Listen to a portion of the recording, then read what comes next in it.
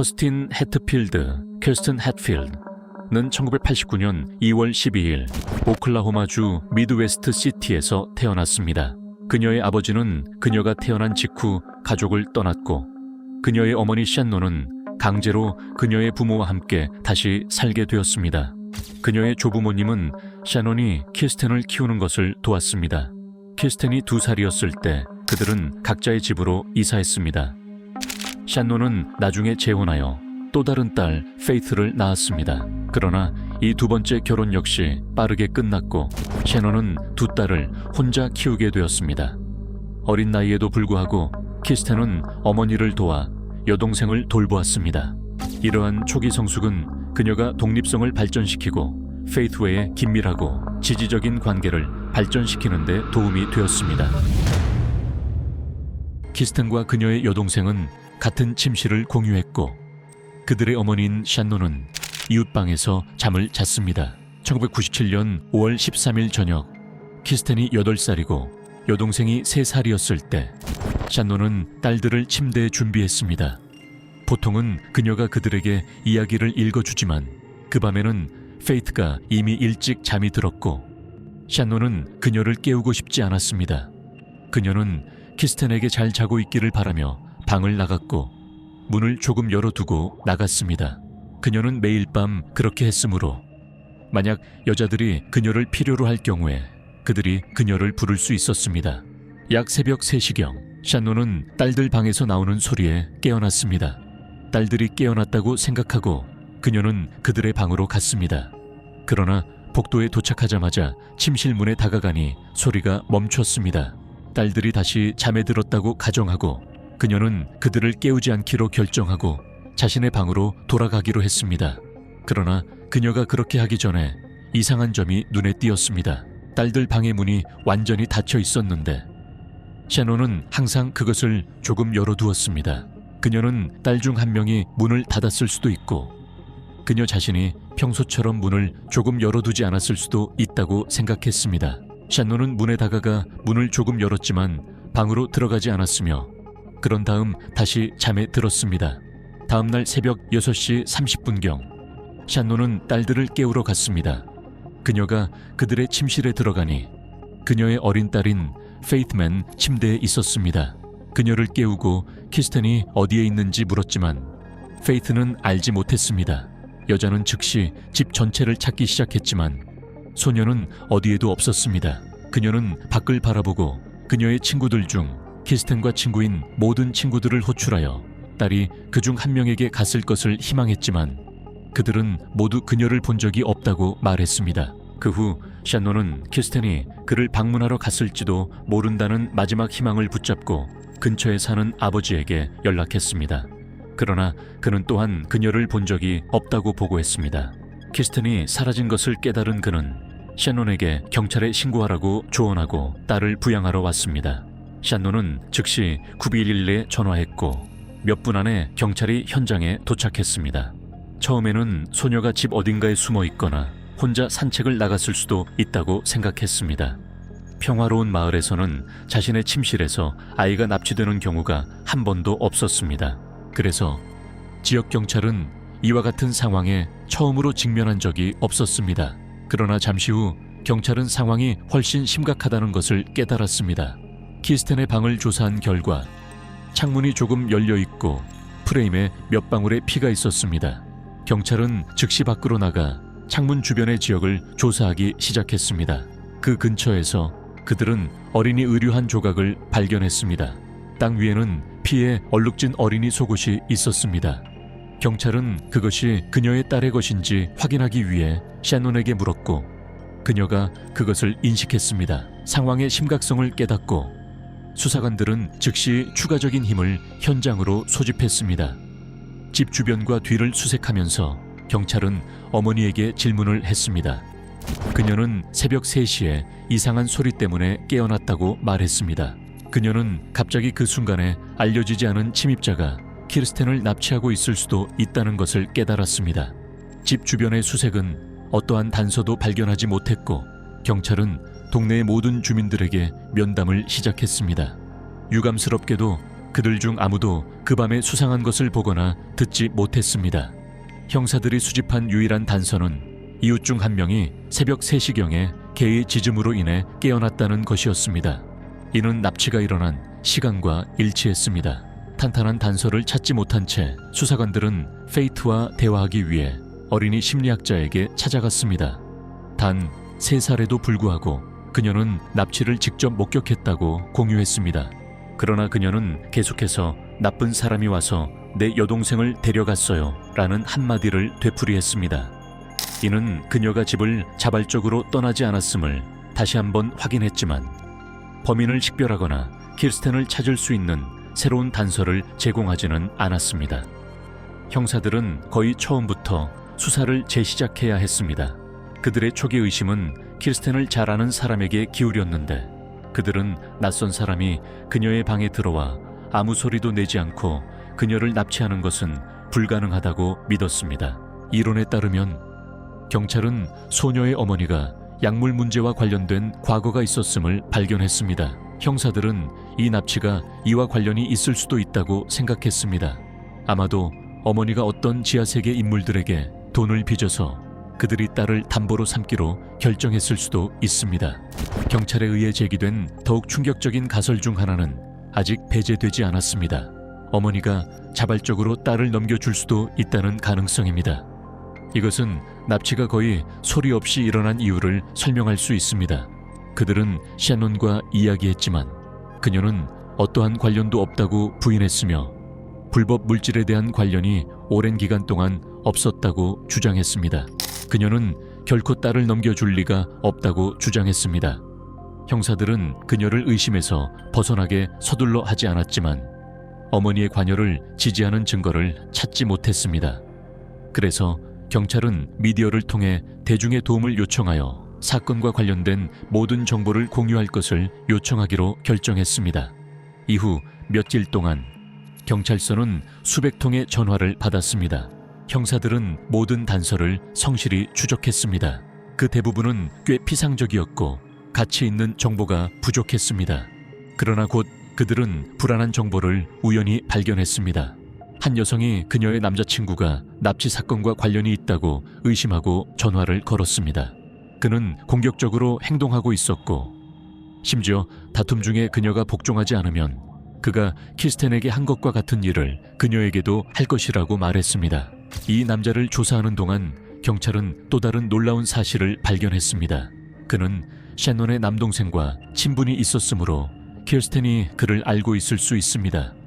게다가 두 소녀와 그들의 어머니는 샤논의 남동생이 이전에 소유하고 있었던 집에 살았습니다. 이는 수사관들이 용의자가 집의 배치를 알고 있을 수도 있다고 생각하게 했습니다. 이 남자는 또한 경찰의 시선을 끄는 과거를 가지고 있었습니다.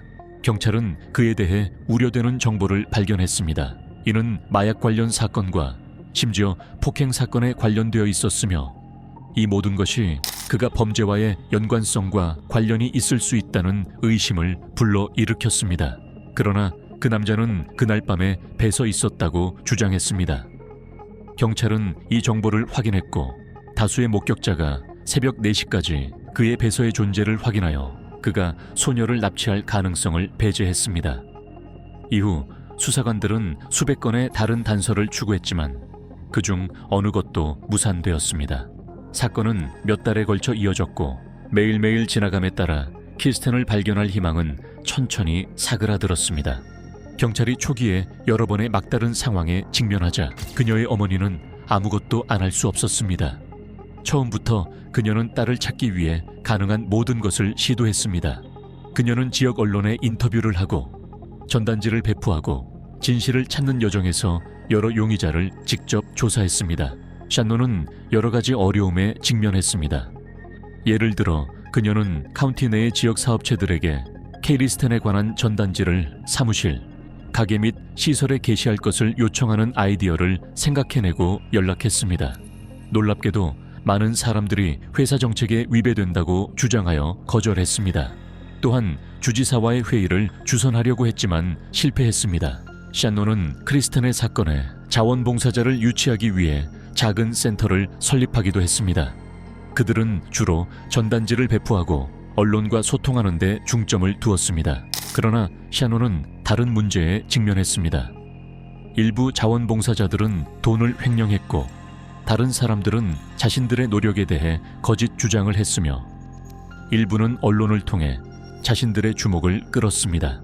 이러한 도전에도 불구하고 그녀는 수년 동안 진실을 찾아 나아갔습니다. 현재의 전략이 결과를 내지 못하고 있다는 것을 깨닫고 샤논은 자신의 접근 방식을 바꾸기로 결심했습니다. 그녀는 대학에 입학하여 범죄학 학위를 취득하고 가석방 감옥안으로 일하기 시작했습니다.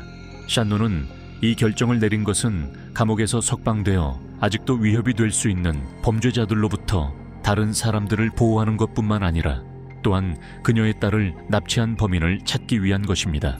그녀는 키스텐을 납치한 사람이 범죄 사력이 있었다고 단호히 믿었습니다. 그녀는 딸의 납치와 관련된 연결고리를 발견하기를 희망하여 폭력적인 과거를 가진 사람들을 그녀의 도시와 주변 지역을 철저히 뒤져 찾았습니다. 그러나 이러한 노력 중 어느 것도 결국에는 성공하지 못했습니다.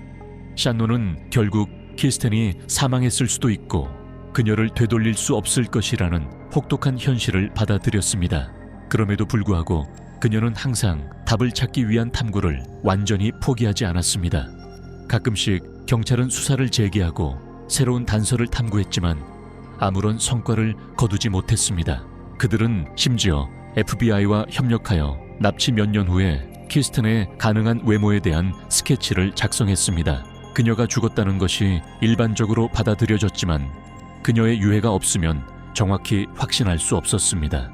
수년 동안 사건은 움직이지 않은 채로 지났으나 2014년에 예상치 못한 사건이 발생했습니다. 그녀의 할머니가 사망한 후 한 여성이 그녀의 소유물 가운데서 다이어리를 발견하고 경찰에게 이상한 이야기를 전했습니다.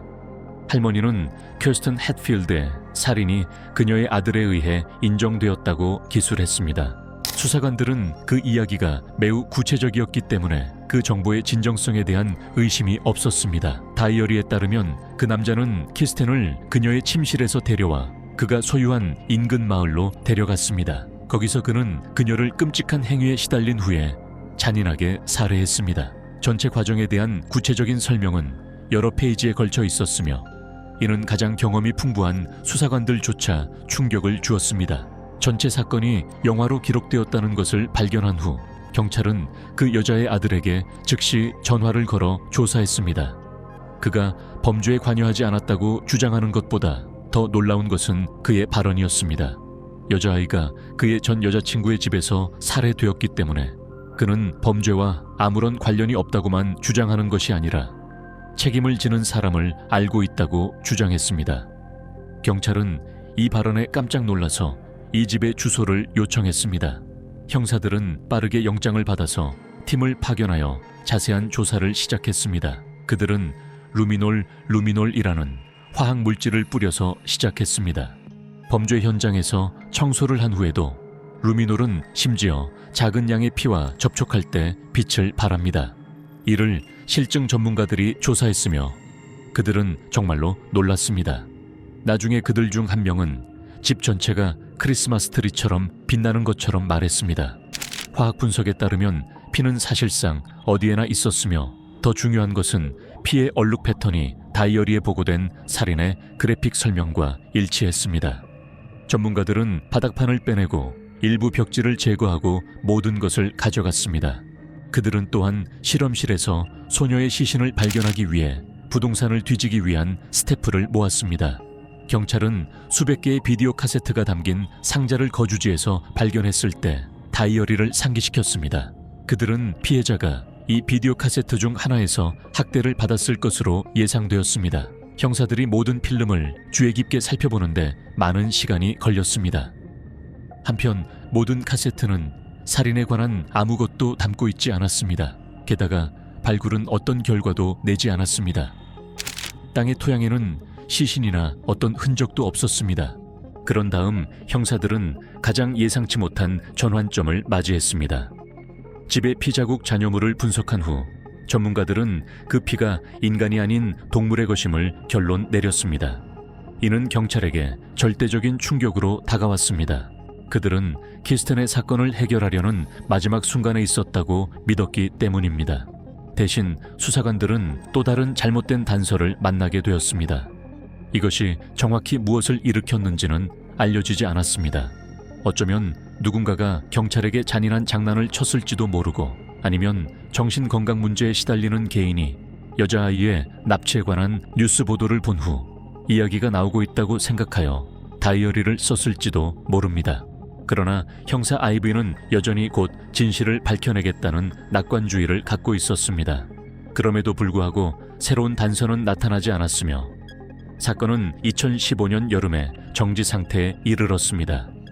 이후 키스텐의 사건은 새로운 수사관인 다릴 밀러에게 송부되었으며 그는 처음부터 다시 시작하기로 결정했습니다. 그러나 모든 가능한 데이터와 서류를 주의 깊게 검토했을 때 그는 이상한 점을 발견했습니다.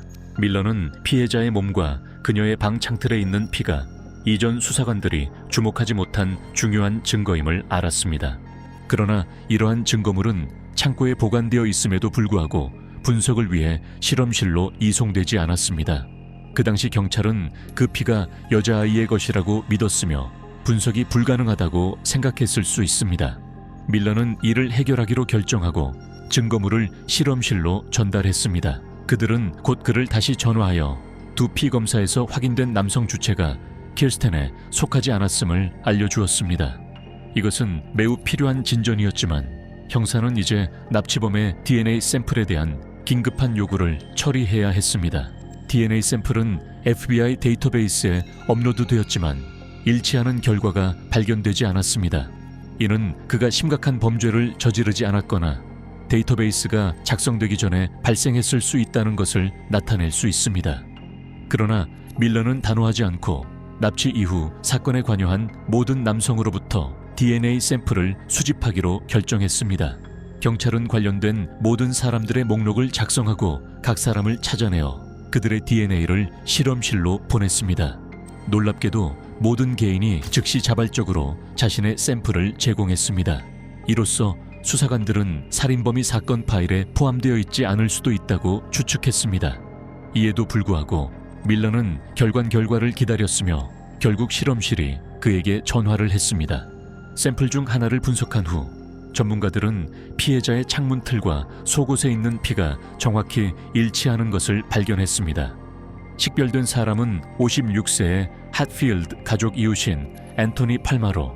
그는 그들과 바로 거리를 나누고 있었습니다. 납치 당일 팔마는 경찰이 처음으로 이야기한 사람 중 하나였습니다. 그는 그때 그의 개가 새벽 3시에 짖어서 깨웠다고 말했습니다. 그의 관여가 확인되자 이 형사들은 그와 다시 이야기하기로 결정했습니다. 비록 DNA 증거가 법정에서 유죄 판결을 확보하는 데 충분하다고 할지라도 수사관들은 인정을 얻으려고 노력했습니다. 그가 협력하면 재판이 훨씬 더 빨리 진행될 것이었는데 그만이 키스텐의 시신이 어디에 있는지를 알고 있었기 때문에 그녀의 시신을 발견하는 것은 거의 불가능했습니다. 그럼에도 불구하고 형사들은 조심스럽게 진행하여 앤토니를 소환하여 모든 이웃을 다시 면밀히 조사하는 것처럼 속이고 사실은 그가 인정을 받는 것을 목표로 특별한 작전을 세웠습니다. 경찰이 그에게 핫필드 가족집 안에 들어간 적이 있는지 기억하는지 물었을 때 그 밤 이후 무슨 일이 있었는지에 대해서는 앤토니가 18년 전에 말했던 것과 같은 이야기를 했습니다. 그러나 이번에는 새로운 것을 덧붙였습니다. 그는 키스텐의 집 앞에 주차된 흰색 자동차를 보았다고 주장했지만 경찰이 그 소녀와 그녀의 가족을 알고 있는지 물었을 때까지는 그것에 대해 생각하지 않았다고 말했습니다. 앤토니는 직접적으로 키스텐과 말을 한 적이 없었지만 이웃으로서 그들을 알고 있었으며 그 시간 동안 이웃의 어린이들과 잘 지내고 있었다고 주장했습니다. 예를 들어 어린이들이 주기적으로 사탕을 받으러 들르거나 자전거를 고치라고 요청하기도 했습니다. 경찰은 그가 키스텐의 집 안에 들어간 적이 있었는지 물었습니다. 아마도 소녀의 어머니가 그에게 도움을 요청했을 수도 있고 아니면 그냥 이야기를 나누러 들른 적이 있을지도 모르겠습니다. 그럼에도 불구하고 앤토니는 가족이 거주하는 동안 절대로 집 안에 들어간 적이 없었다고 주장했습니다. 이것은 피해자의 방 창틀에서 남자의 피가 발견된 사실을 고려할 때 신문에서 중요한 포인트가 되었습니다. 형사들은 그를 거짓말 적발했기 때문에 법정에서 피가 다양한 조건을 통해 도착했다고 주장할 수 없었습니다. 예를 들어 그가 다른 날 이웃을 찾았을 때 등. 그러나 문제가 있었습니다. 창틀에 남아있는 피 샘플은 분명히 신선하고 몇 년 전에 남겨지지 않았을 수 있었습니다. 그러나 형사들은 중요한 부분으로 넘어가기로 결정했고 앤토니에게 그의 피가 키스턴의 방과 속옷에서 발견되었다고 알려주었습니다. 앤토니는 이것을 반박하기 시작했습니다. 키스턴이 살았던 집은 그의 친구의 소유였다고 말했습니다. 그는 절대로 그들의 집에 들어간 적이 없다는 주장을 계속했지만 수사관들은 자백을 끌어내려고 끊임없이 노력했지만 그는 그의 부인에 단호하게 머mus습니다. 그러므로 그들은 전술을 바꾸기로 결정했고 방을 떠나기로 했습니다. 그리고 형사 밀러가 들어와 앤토니와 이야기하기로 했습니다. 그는 그가 테이블 위에 캐스턴의 사진을 놓았습니다. 앤토니는 즉시 사진을 밀어내고 대화가 끝날 때까지 그것을 보지 않았습니다.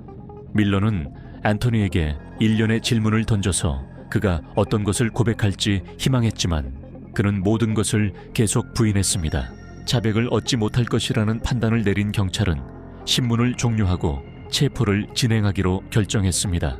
이후 그의 집에 대한 수색영장을 획득하여 전체 장소를 발굴했지만 앤토니가 키스턴 납치 몇 년 전에 법과 충돌한 적이 있다는 것을 발견했습니다. 그는 다른 소녀의 침실에 침입하여 그녀를 공격한 적이 있었습니다. 수사관들은 재판 중에 소녀의 시신이나 다른 증거를 찾지 못했습니다. 앤토니는 그의 관련성을 부인했지만 법정에서 DNA 분석 결과가 그 자신을 증명했습니다. 그의 위험한 전과를 더욱 확고히 하였다. 그러나 1997년에는 어떤 이유로 그의 이전 유죄가 무시되었습니다. 2017년 말에 배심원단이 키스턴을 납치하고 살해한 혐의로 유죄 판결을 내린 후 앤토니는 평생형을 선고받았습니다. 재판 중에 그는 소녀의 시신이 발견된 곳을 알려주지 않았고 경찰은 그녀를 발견할 수 있을지 확신하지 못했습니다. 앤토니는 고립된 장소에 익숙한 공원 관리 서비스에서의 일을 통해 이 문제를 악화시켰습니다. 그는 시체를 경찰이 접근할 수 없는 곳에 묻었을 수 있기 때문입니다. 그럼에도 불구하고 피해자의 어머니는 딸을 찾는 끈질긴 노력을 계속했습니다. 그는 수감 중에도 앤토니와 정기적으로 연락하고 만나면서 답을 찾기 위해 시간을 보냈습니다. 彼女は万人が体の所在地を明らかにしようとするとこに近づいていると考えましたが、それは実現しませんでした。セルメイトはアンソニが子供に対する犯罪に起因する個人的な祈みから2019年初めに彼を殺害しました。 소녀의 시신을 찾는 유일한 희망은 사냥꾼이나 여행자들이 국립공원의 원격 지역에서 우연히 발견할 수도 있는 가능성에 있다.